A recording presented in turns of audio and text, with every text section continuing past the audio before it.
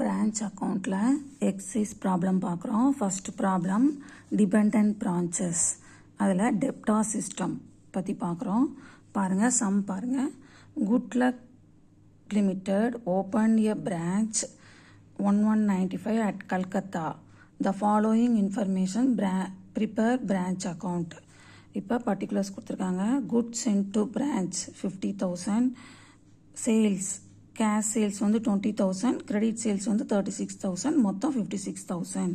Cash received from debtors 32,000. Discounted allowed to them.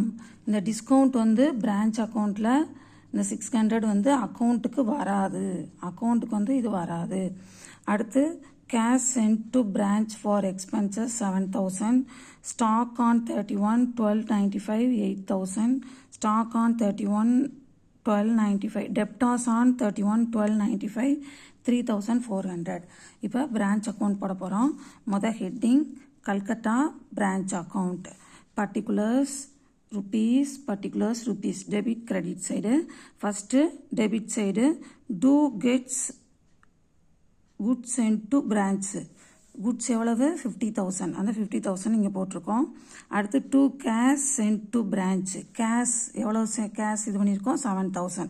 இது ரெண்டும் இந்த சைடு வரும். Debit side. கிரெடிட் சைடு பாருங்க பை பேங்க். பேங்க்ல பார்த்தீங்கன்னா ஃபர்ஸ்ட் கேஷ் சேல்ஸ்.